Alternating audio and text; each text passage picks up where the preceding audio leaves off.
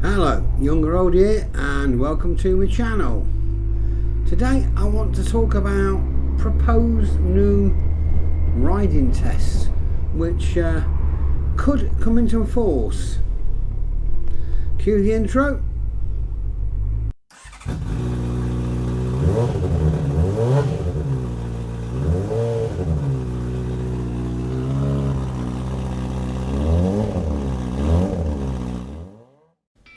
Now, the NMC, or National Motorbike Council, calls for these changes to be made to the current UK motorcycle licence testing and training regime.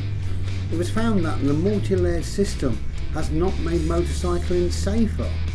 Motorcycling licensing changed in 2009 to involve a two-part test, the Mod 1 and the Mod 2, in the belief that it would reduce casualties. But in reality it hasn't. In fact, the figures have gone up. Now that the UK has left the EU, the NMC is calling for the government to use this opportunity to revamp the whole system. The proposed changes are a return to a single test, so that only like your, would be your Mod 2, and actually remove the A2 category licence. So younger riders with a CBT certificate will be able to take the test, I guess, on a 125cc, but then be restricted to a reduced power bike, just like it was before the current way. It used to be 33 brake horsepower you were restricted to for 2 years in the olden days.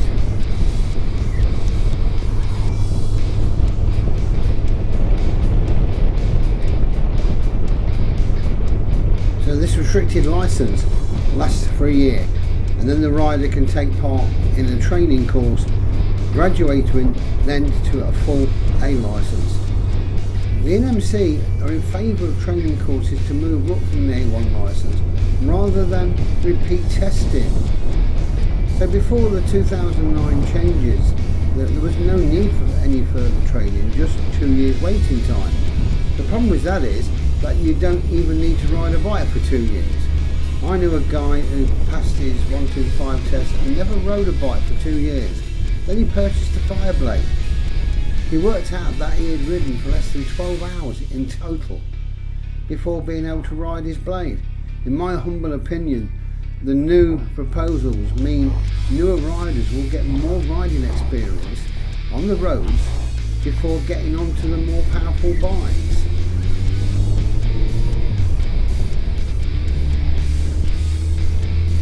Other proposed measures are to actually reduce the direct access age to a minimum of 21 instead of the current 24. I'm not quite so sure about that, but having said that, a 17-year-old can pass his car test, and there's actually nothing then stopping borrowing Daddy's Porsche Turbo.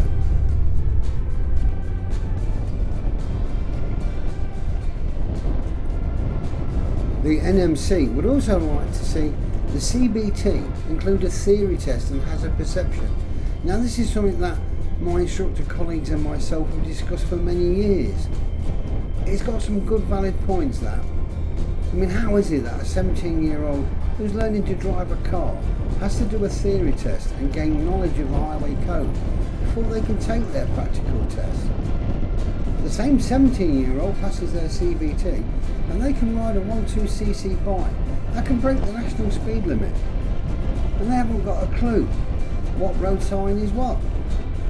Likewise, a 16-year-old can pass a CBT and ride their 50cc at 28 miles an hour without any knowledge of any road signs. One of the faults of CBT rules, as I see it, is that you get a 16-year-old who passes their CBT on their automatic 28 mile an hour 50cc moped, but then on the 17th birthday they can ride a geared 125 bike that will do 70 mile an hour with no extra training needed. Now, if it was your main test in a car or a bike, if you pass on an automatic, you can only drive or ride an automatic. I think the same should apply to CBT. In that scenario, I'm not really saying they've got to take the whole CVT again, but here again, they should be made to attend a training school and actually, spend a few hours learning to change gears smoothly, learn how to use the clutch, and basically handle more power. At the moment, these are only proposals, so your guess is about as good as mine, as if and when they come into place. But it's certainly worth keeping our eyes on it. I mean, at the end of the day, change can be a good thing after all.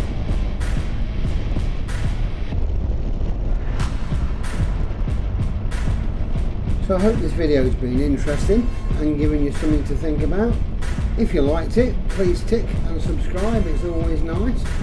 But apart from that, all that's left for me to say is take care, ride safe, and bye for now.